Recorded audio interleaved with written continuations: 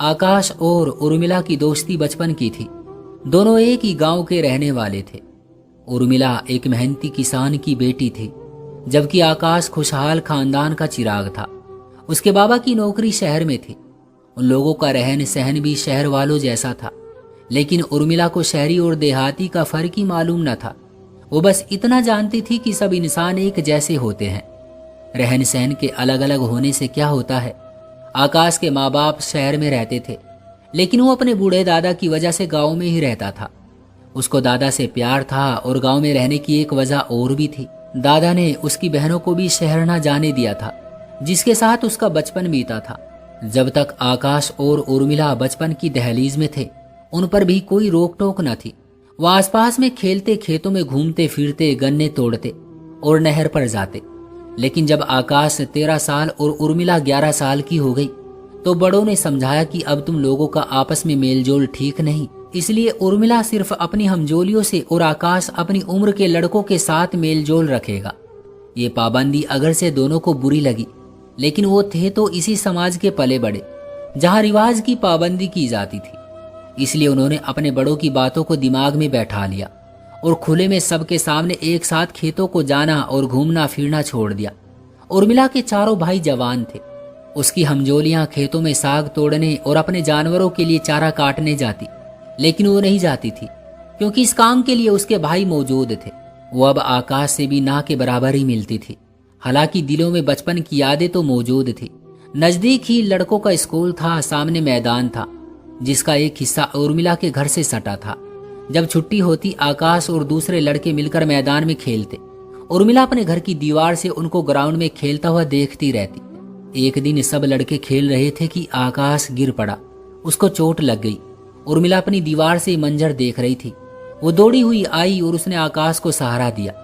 दोस्त के साथ मिलकर उसके सर का जख्म साफ किया और पट्टी बांधी। वो तकलीफ के कारण उठ नहीं सकता था। तभी उर्मिला घर गई और माँ को हालात बताकर अपने साथ ले आई, जिसने आकाश को सहारा देकर उठाया और उसे घर ले आई।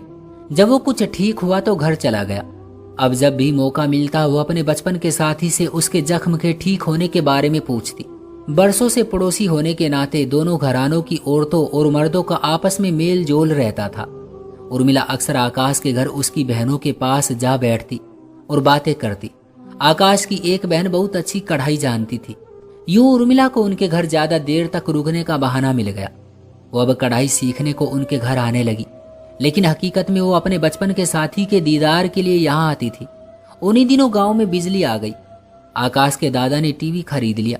अब तो गांव की और भी लड़कियां टीवी देखने को उनके घर आने लगी। उर्मिला का भी ड्रामे देखने का मन करता और ड्रामे के वक्त आकाश भी घर में होता, मगर वो एक दूसरे से बातचीत नहीं करते थे। बड़ों की इस नसीहत पर उनके सामने चुपचाप रहते कि अब बड़े हो गए हैं तो ज्यादा मेलजोल ठीक नहीं। दरअसल दोनों ही अपने घर वालों को शिकायत का मौका देना ना चाहते थे। एक खुशियों भरा रोशन दिन था। आकाश के चाचा विदेश से आ रहे थे। घर के सभी लोग काम में बिजी थे। लड़कियां किचन में खाना पका रही थी, जबकि दादा और चाचा बाहर किसी काम से गए हुए थे। वो कमरे में टीवी देख रहा था कि उर्मिला आ गई। उसने आकाश को कमरे में अकेले बैठा देखा तो वापस जाने लगी। तभी वो कहने लगा, उर्मिला क्यों वापस जा रही हो? देखो तो इतना अच्छा प्रोग्राम लगा हुआ है, आओ बैठो टीवी देखो। वाकई बहुत अच्छा प्रोग्राम लगा हुआ था। वो बैठकर टीवी देखने लगी। सोचा कि अभी तो कोई यहाँ नहीं है, थोड़ा सा देख लूं, चली जाऊंगी। वो शो देखने बैठ तो गई, लेकिन उसे अपने भाई नीतीश से डर लग रहा था। दरअसल सबसे बड़े भाई से उसको ज्यादा डर लगता था, क्योंकि नीतीश ही उसको किसी के घर जा बैठने से मना किया करता था। उस दिन वो देर तक बैठी टीवी देखती रही, यहाँ तक कि दादी उसको लेने आ गई। दादी को देखकर उसका दिल धड़कने लगा। क्यों आई हो दादी? ये शब्द उसके मुंह से अचानक से निकल गए। तुमको लेने आई हूं, तुम यहाँ बैठी टीवी देख रही हो। कुछ भाइयों की भी फिक्र है। दादी शो बहुत अच्छा है, आओ तुम भी देखो। वो उसका बाजू पकड़कर अपने साथ बैठाने लगी। इतने में आकाश की दादी भी आ गई। कहने लगी, हाँ बहन, बच्ची सही कह रही है, प्रोग्राम तो बहुत शानदार है, जरा देर को इसे देख लेने दिया करो। बच्ची ही तो है। दोनों औरतें बातें करने लगी। उनकी बातें खत्म ना हुई पर प्रोग्राम खत्म हो गया। दादी पोती घर चली आई। दरवाजे पर उसकी चाची मिल गई। उर्मिला, तुम अब तक घर नहीं गई? जूं ही वो आंगन में पहुंची, उसका बड़ा भाई कमरे से निकला। पूछने लगा कि ये कहाँ गई थी और इतनी देर से कहाँ से आ रही है। मेरे साथ मेरे घर गई थी और अब मैं इसको छोड़ने खुद आ गई हूँ।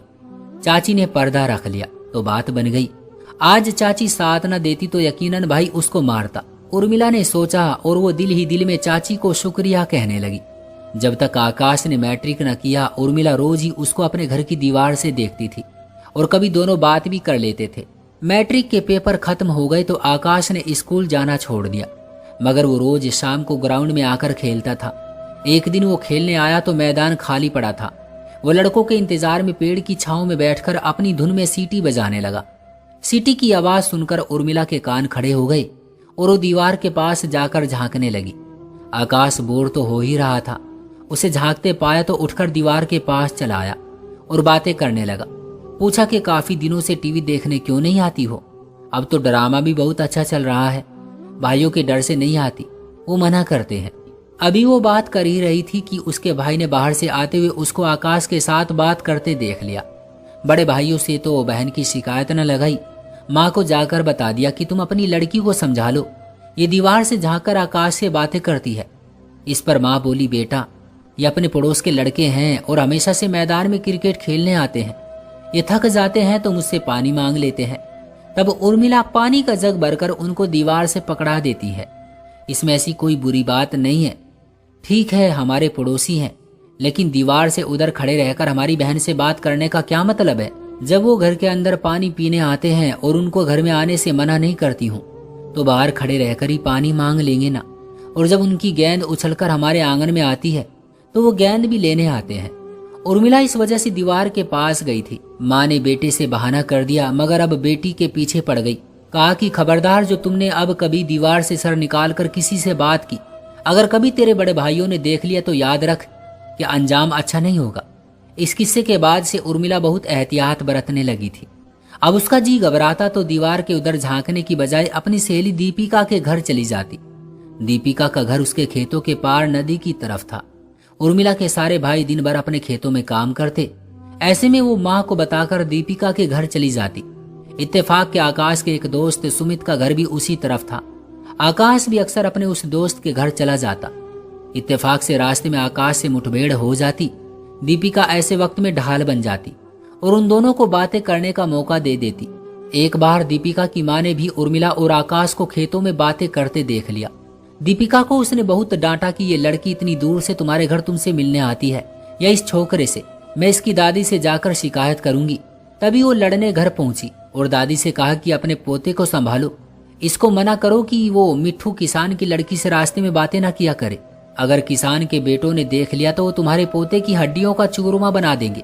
आकाश की दादी ने उस सारे मामले से अपने पति को आगाह कर दिया, क्योंकि बात मर्दों से छुपाई जाए तो आगे और ज्यादा खराबी का कारण बनती है।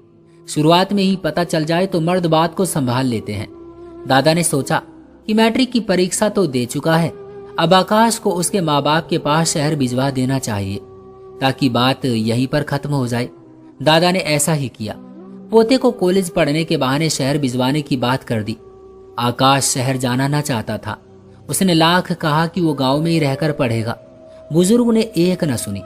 तब आकाश ने सोचा जाने से पहले उर्मिला से मिलकर उसको बता दे कि किस वजह से दादा उसको गांव से निकाल देने पर अड़े हैं। बहरहाल वो ना मिल सके और बेचारा आकाश शहर चला गया। वहां उसका बिल्कुल भी दिल ना लगा। रिजल्ट आया, वो पास हो गया। फिर बाप ने उसको एक अच्छे कॉलेज में दाखिला दिलवा दिया। वो कॉलेज जाता मगर बुझे दिल से। 2 माह बाद कुछ दिनों के लिए छुट्टियां हो गई। वो बहुत खुश था कि छुट्टियों में गांव जा रहा था। उधर उर्मिला भी उसको याद करती थी, लेकिन मिलने से मजबूर थी। आकाश आया तो सीधा सुमित के पास चला गया। कहने लगा, यार मेरा दिल शहर में नहीं लगता, क्या करूं? मुझे शहर पसंद नहीं, अपने गांव की जिंदगी बहुत अच्छी है। गांव पसंद है या मिट्ठू किसान की लड़की?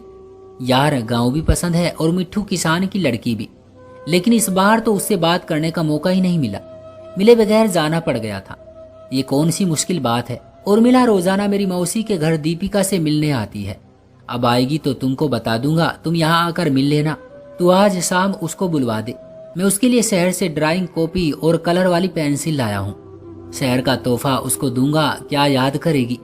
ठीक है, मैं आज दीपिका को कहता हूँ, वो उसको घर से बुला लाएगी। जब वो ये बात कर रहे थे खेतों में सरसराहट हुई। आकाश ने गौर किया तो उसकी समझ में बात आ गई कि कोई नजदीकी खेत में मौजूद था जो उनकी बातें सुन रहा था। उसने करीब जाकर उस आदमी को देखना चाहा, मगर सुमित ने मना कर दिया। कहने लगा, तू अपने काम से काम रख और इस मामले में मत उलझ। कॉपी पेंसिलें दीपिका को दे दे, वो उसको पहुंचा देगी। देहात की लड़कियां रंगीन पेंसिलों पर मरती हैं और मेरे पास ये एक ही सेट है। दीपिका को दिया तो वही रख लेगी, मैं अपने हाथ से उर्मिला को दूंगा। अच्छा, तेरी मर्जी। मैं दीपिका को कह देता हूँ, वो मेरी खबर उर्मिला तक पहुंचा देगी। खबर तो उस तक पहुंच गई, अब तो उसको उधर आने से रोकना था। वो क्यों? तूने खेत में सरसराहट नहीं सुनी? और ये खेत का आखिरी किनारा मिट्ठू चाचा की जमीन का है। यकीनन उनका कोई बेटा इधर है। उसने अगर हमारी बातें सुन ली है तो यकीनन वो यहाँ आकर ताक लगाएंगे। आज उर्मिला को रोकना होगा, वो हरगिज इधर को ना आए। अच्छा, मैं दीपिका से कह देता हूँ। आकाश घर गया तो उसके दादा कहीं जाने के लिए तैयार थे। बोले, बेटा मैं अकेले यात्रा नहीं कर सकता, तू मेरे साथ शहर चल, 2-4 दिन में लौट आएंगे। यूं आकाश अपने दादा के साथ शहर चला गया, इस यकीन के साथ कि दीपिका अपनी सहेली के घर जाकर उसको मना कर देगी कि वो आज शाम को खेतों में ना जाए। ये सर्दियों के दिन थे, दीपिका के घर मेहमान आ गए। वो उर्मिला के घर उसको आगाह करने ना जा सकी। उसने सोचा कि सुमित खुद इस मामले का ध्यान करेगा। इधर राजवीर का एक अहम केस लगा हुआ था जिसमें सुमित ने लाजमी गवाही देनी थी। उसने राजवीर को कहलवा दिया कि वो नहीं आ सकेगा, केस की अगली तारीख ले ले। राजवीर खुद उसके पास आ गया, कहा कि गवाही की ये बहुत जरूरी पेशी है, अभी वकील के पास चलो, मैं घंटा भर में तुमको वापस ले आऊंगा। दोस्ती से मजबूर होकर वो राजवीर के साथ चला गया, लेकिन वापसी में देर हो गई। वो उर्मिला को मना करने न जा सका। अब एक ही हल था कि वो खुद उस जगह बैठ जाए जहां उर्मिला ने आकाश से मिलने आना था। सुमित वहां जाकर बैठ गया और उर्मिला का इंतजार करने लगा। शाम से रात हो गई, तभी वो आती दिखाई दी। जो ही सुमित के करीब पहुंची, उसके भाइयों ने जो झाड़ियों में छिपे हुए थे उन पर हमला कर दिया। हमला नाकाम क्यों कर होता? 3 भाई ताक में बैठे थे और 3 कुल्हाड़ियां चली थी। उर्मिला के साथ सुमित बेकसूर सिर्फ लड़की को बचाने और आकाश का पैगाम उसे देने की वजह से मारा गया। काश वो आकाश की जगह वहां न बैठता। बेशक उर्मिला को खबर न मिलती, बेशक वो अकेली आती तो शायद उसके भाई उसे अकेला बैठे देखकर न मारते, या फिर जान से मारने की बजाय वैसे ही मारते हुए घर ले जाते। मगर अब तो सुमित पहले से मौजूद था और उर्मिला का आना यही यकीन दिलाता था कि वो रात के अंधेरे में घरवालों से छुपकर सुमित से मिलने आ गई है। आकाश तो बच गया कि ईश्वर को उसको बचाना तय था, लेकिन दोस्त की जगह वो बलि चढ़ गया। हालांकि वो तो उर्मिला को बहन जैसी मानता था, तभी तो उसकी जान बचाना चाहता था। मगर जो जान लेने के इरादे से निकले थे उन्होंने देर ना की। इस पूरे किस्से में कहीं साबित नहीं होता कि कत्ल हो जाने वाले कसूरवार थे या उन्होंने कोई बड़ा जुर्म किया था, लेकिन देहात में लोग जरा से शक पर भी जान लेने पर तुल जाते हैं, विशेष रूप से जब मामला बेटी या बहन का हो। लेकिन ये भी हकीकत है कि लड़के और लड़की के तन्हाई में मिलने से गलती होता है, चाहे वो शहर हो या देहात। इसलिए जवान बच्चों पर नजर भी रखें, लेकिन ऐसे शक भी ना करें कि किसी की बिना किसी की गलती के जान चली जाए। क्या ख्याल है दोस्तों? अपनी राय कमेंट बॉक्स में जरूर दीजिएगा। वीडियो को लाइक कर दीजिए और चैनल को सब्सक्राइब कर लीजिएगा ताकि आने वाली वीडियो आपको तुरंत मिले। मुझे दीजिए अगली वीडियो तक इजाजत, तब तक के लिए धन्यवाद।